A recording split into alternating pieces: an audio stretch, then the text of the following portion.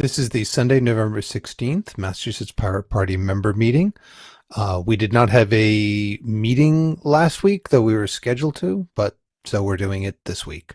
Um, so with that, my name is James O'Keefe, Somerville, chair of the party. And Steve who else is Revelak, here? Steve Revelak, Arlington, Massachusetts. Thanks, Steve. Um, so, so the agenda is here. Anything to change? No changes on my end. All right. Okay. So for reports, we on Thursday, let me pull it up.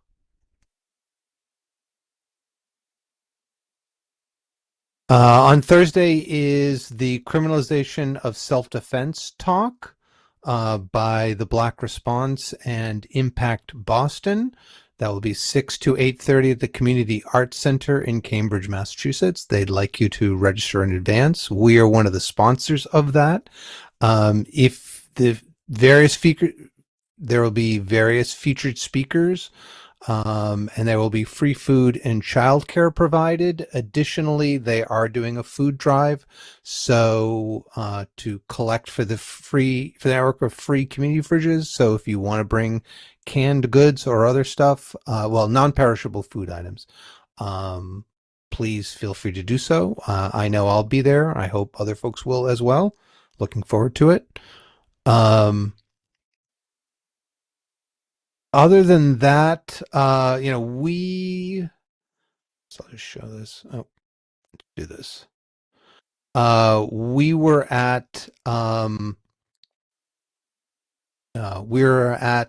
Previously we had been at the Boston Anarchist Book Fair, and so we mapped a whole bunch of surveillance cameras. Some of Steve, myself, some others, as well as some folks from Digital Fourth were there, and we found quite a lot. So, thanks for Anarchist Book Fair for putting that on, as well as for everyone who turned out to join us. We also identified in Cambridge that all of the flock cameras had been taken down. Most of that we did that Saturday. And then some other folks got wrapped up the other few locations. So that was a good thing. And then additionally on the let me double check. I believe the 9th of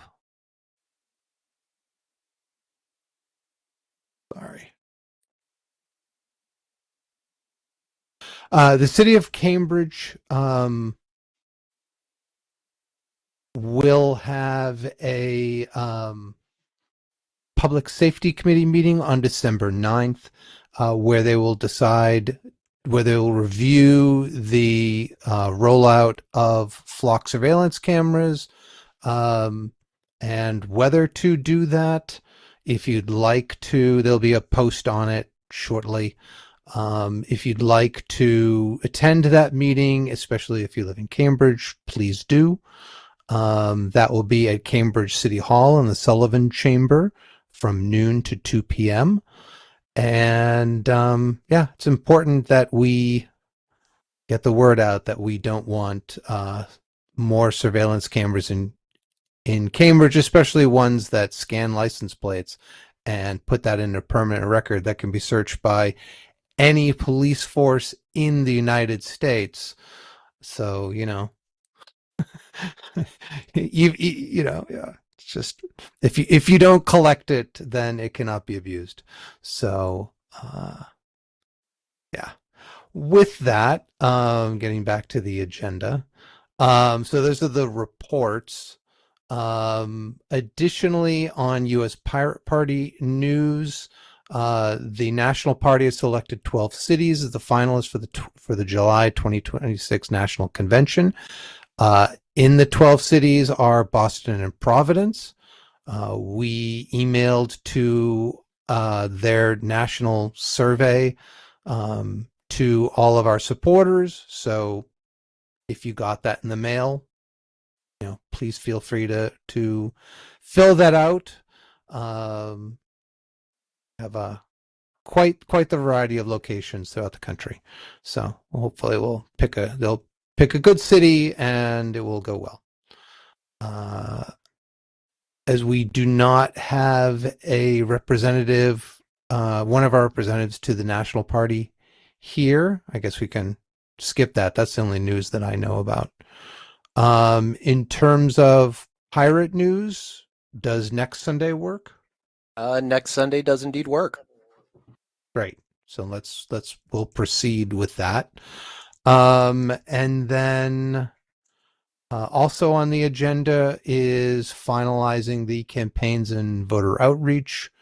So there's been a bunch of edits to that for our campaign plan. For those of you who need the context, most town elections are their first half of the year. It is an even year. That means that and city elections are in odd years in November. So in 2026, we will have both federal elections for U.S. House, and I think there's a Senate. Yeah, I think there's a Senate race. I think Markey's up. Yep. And we will also, U.S. House, one senator, and the Massachusetts legislature, both House and Senate. And additionally, there'll be the 6 constitutional statewide offices will be up for election. So we want to turn out as many pirates to run for town elections or state elections. Hopefully we will again run someone up in Lowell. Joe did a great time last election, and hope he'll be able to do that this upcoming election. I know he's a busy man, and so we've got a bunch of objectives that we want to do. We've listed out our strategy of contacting candidates and identifying what campaign they want to run and giving them the support they need to do that. The timeline is updated. So November would be start calling potential candidates and organizers. Roughly around the 30th of November will be when the earliest town nomination papers are available. So we'd want to identify all the candidates who want to run by December, and then mail all voters in December, start candidate training in January, come up with a how to govern guide or webpage, a Pirate's Guide to Local Government in February, and then getting folks on the ballot for whatever elections they want. Nomination papers are available in February 10th, and for say state legislative, that will be those will be due back to their municipality on the 28th of April. However, if they run for a federal office, being as we are not a ballot qualified party, but we are a political designation, they would have until July 28th. So if folks wanted to run for U.S. House of Representatives, for example, you would have from February 10th to July 28th. And then having a post-candidate conference, and then there's just some other stuff about, we don't have primaries, but I mean, Pirate Party doesn't have a primary, but then the state election would be the 3rd of November, 2026.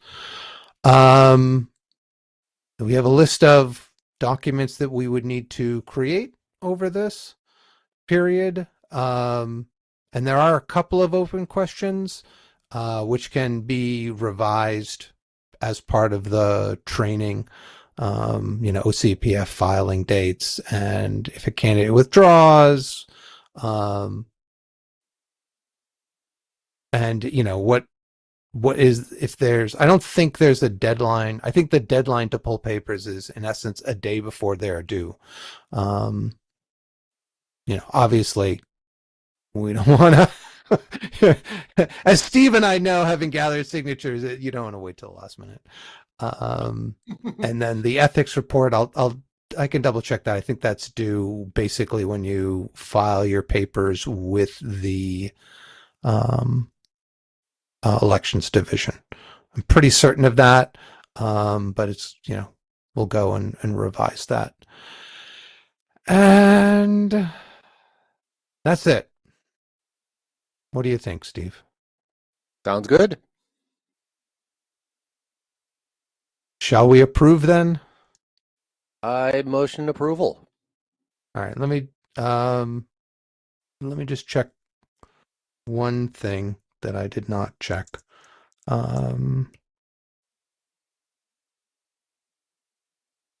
We asked for people's feedback, and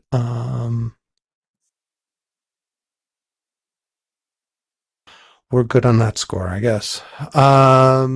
No objections. So, all right, cool. I'm also in favor, so motion passes. So the next on the agenda are Commonwealth bills to support. As we, in our last meeting, we talked about establishing a Massachusetts Data Privacy Act, or the Senate passed one unanimously. There are some rumors that I heard. Well, I'm pretty certain that the House is working on something. It's not clear exactly what it would be. But they're not going to leave the Senate to put a bill out and then not have something they want to be as their primary, to have as their retort, shall we say. So we went over it at that previous meeting. Personally, I've thought a bit about it. It doesn't have a private right of action, but it also, one of the things I was thinking about, should it have a private right of action, is you really need to know that that somebody has your data on you. And so there's no registry that would allow people to be able to know who has data on me and how do I contact them, which, seems problematic.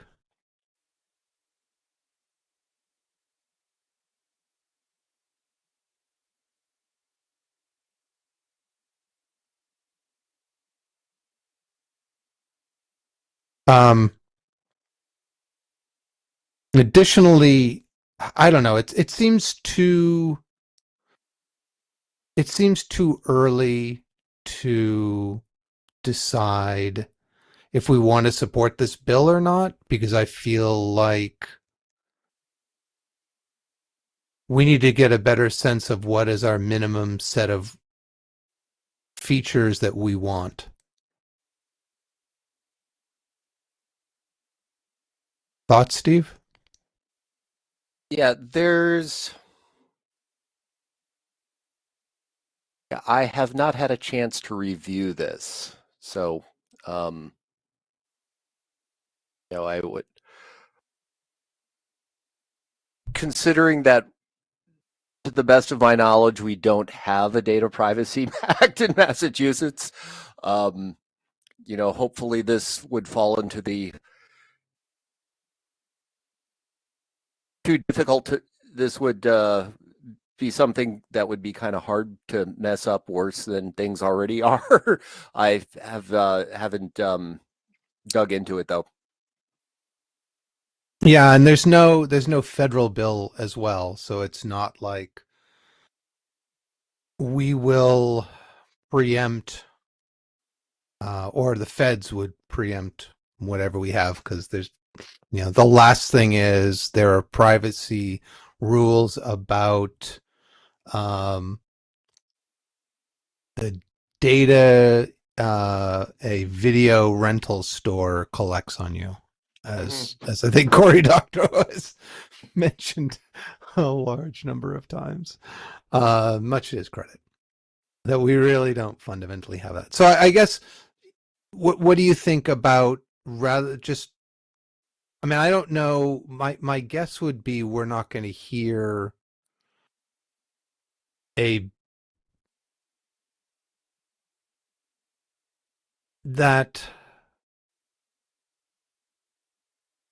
the Senate and the House are about to go into recess, and they will be in recess until January. So it strikes me that there's not likely to be a bill coming out at this time for the next month or two. So shall we instead of looking at an individual bill, decide what we want in it and think about that for the next few meetings? Yeah, I think that would be worthwhile. Okay. Now, seeing that this was referred to the House Ways and Means Committee at the end of December, End of September, you mean? end of September, yes. Yeah. So I'm just gonna look over the House hearing calendar. So not much going on in November.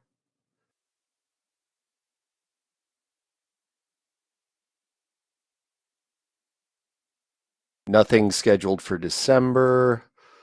Let's look for joint sessions.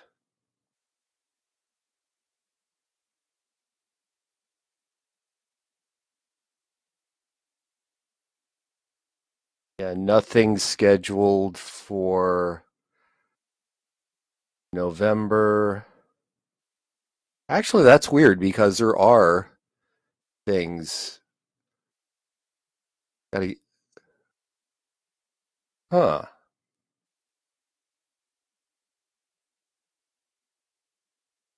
Wait. Oh, right. Not. I'm looking at joint sessions. We want to look at joint hearings. Okay, so joint hearings.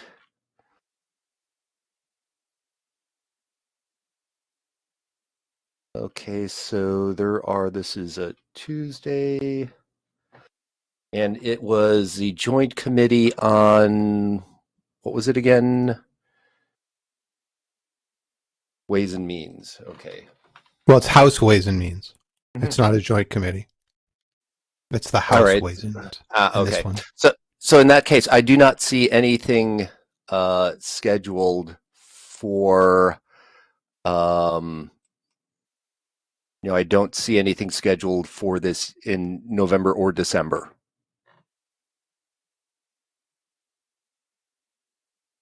Okay. So I guess this will be a next year thing. Great. I had a question for you, which is I was looking through the meeting notes. The next bill on the list, an act relative to unmanned aerial systems, I feel like we discussed that. Am I mistaken? It sounds like we did. I can It check does the sound like a recordings, familiar but- topic. Yeah.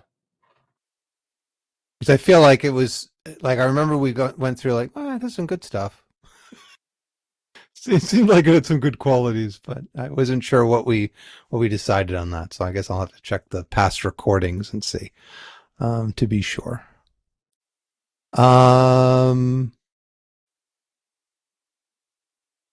So one other thing that's not on the agenda is, but I think we're getting into the point where it should be, we should be deciding it, is elections. And I'm wondering if we can, I mean, we could set it at the following meeting, but Mhm. I can put that on the agenda. But I mean, we should set an election date for For us. for us. Yeah. Yeah, yeah, that's fair. Okay. So I'll put that on the agenda for next. Yeah, for the meeting in 2 weeks, and we can set a date. Something like 2 or 3 months hence, um, and then go through and have the election process, and drum up some other people to help. So, um,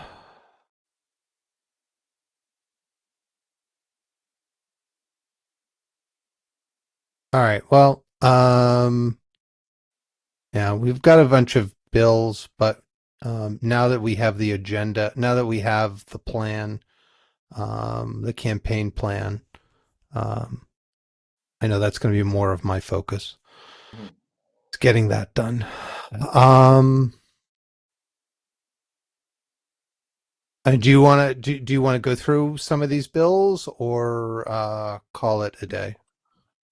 Let's take a look.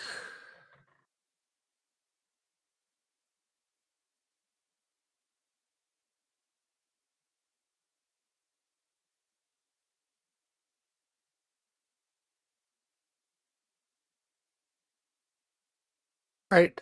One of the bills on our to-do list looks like the Dignity Not Deportations Act, Mm-hmm. and it's fairly short, so we can Let's take a do it. look at that.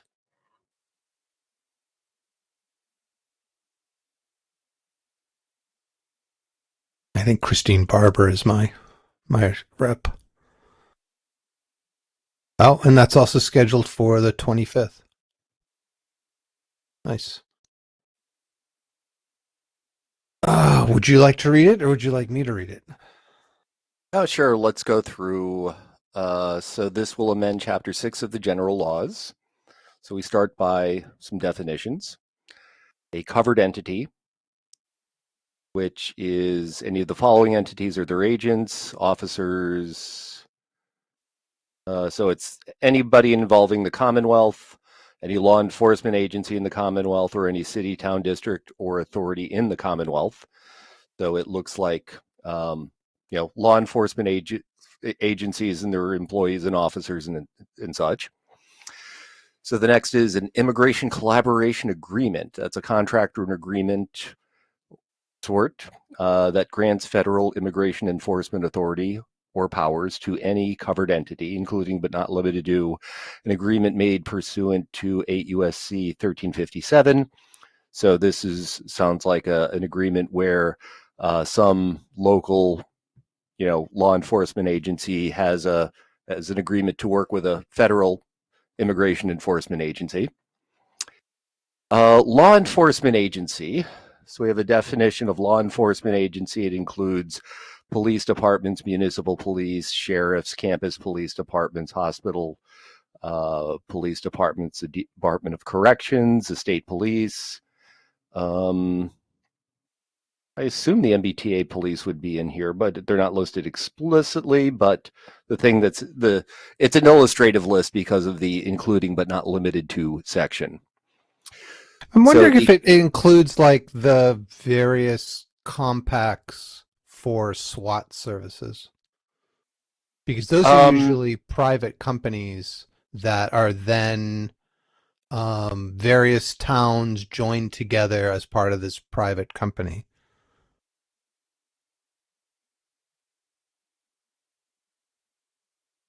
I think that would I think that would be fall under the umbrella of covered entity. Um, because it covered entity includes agents of um, the Commonwealth and law enforcement agencies. Okay. All right, so the covered entities, assuming the act becomes effective as of its effective date, here are things that covered entities cannot do. They cannot enter into an immigration collaboration agreement or immigration detention agreement. Number two, they cannot extend or renew an existing immigration collaboration agreement or immigration detention agreement. And see. Okay, yep. Those are the things they can't do. All right. So you can't make a new agreement, you can't renew an agreement. So the next section, section C, any party to an existing agreement shall terminate such agreement as soon as practical, provided that any immigration collaboration agreement shall be terminated no later than 30 days from the effective date of this act, and any immigration detention agreement shall be terminated no later than 90 days from the effective date of this act. So collaboration agreements, you have a month to like cut that sucker loose, and for detention agreements, you got 3 months to shut it down. Section D, whenever the Attorney General has reason to believe that any person or entity is violating the provisions of this section, the Attorney General may bring an action in the name of the Commonwealth against such person or entity to restrain such violation by temporary restraining order or by preliminary or permanent injunction. So the AG can tell you to stop it. Okay. Moving on, the action may be brought in the Superior Court of the county in which the violation is occurring or is reasonably anticipated to occur, or in the Superior Court of Suffolk County at the Attorney General's discretion. Nothing herein shall preclude a private action concerning any violations of this section against any person or entity to the extent otherwise permitted by law. Yeah, I like it. Yeah, I What do you like it think, too. Jamie? I'm wondering. Yeah, no, I like it too. If I recall correctly, there's a sheriff of Plymouth, and that particular sheriff has been making his corrections facilities available to ICE. But looking at the offices to be elected list from the state, that looks like just sheriff is just Franklin County only this time. So in a bit in 3 years, slightly less than 3 years, said Plymouth County Sheriff will be up for re-election. Just saying. Yeah, and covered entity includes, county level stuff. So if this passes, I think the Plymouth County, or was it Plymouth County Sheriff? Yeah, I think they'd have like 3 months to, end their use of. They'd have to stop letting ICE use their correctional facilities. Or at least I think that sort of situation sounds like it would be a detention agreement. I think that this sounds. I don't see any reason why we shouldn't support this. Yep, I motion support. I second. All in favor? Yes. Aye. Sorry, I think I talked over you, Steve. Aye. Aye. All right. None opposed. So with that, it's passed, and the hearing is on the 25th of November, which will be Tuesday, a week from this Tuesday. Yes. So in the next email update, I will encourage people to attend that. Wow, 10 a.m. to 5 p.m. That's a large hearing. Mm-hmm. So, and encourage people to attend and speak. All right, great. Does it list petitioners? Ooh, that's a large number of petitioners. Not quite the hey, let's give money to Hollywood level of petitioners, sadly, but it is. It's still. Yeah, co-sponsors are good. Yeah, no, agreed. I fully support them. I just don't support giving $96 million to Hollywood every year or so. But yeah, in the infinite wisdom of the legislature, they decided that. So with that, all right, great. So we'll check on the unmanned aerial systems. We'll discuss over the subsequent meetings about what we want in a data privacy bill. And besides, don't collect it, obviously. And then we said we supported the Dignity Not Deportations Act. And we'll try to get one or more people to testify at the meeting on the 25th. Great. Do you want to adjourn, Steve, or should we look Yeah. at another bill? I'm good for adjourning. All right, great. Okay. Second, all in favor? Yes. Aye. And so with that, thank you, Steve. Thanks, folks who have gotten to this point. We hope you found it useful. You too can join us at these meetings simply by going to masspirates.org and finding the information on the sidebar of how to join these. Also, you can sign up for a mailing list and you'll get notifications when they're coming up. It's also in our event calendar. So the next one will be after Thanksgiving. That will be the 30th. Right, 14 days plus 6. Yeah, 30th.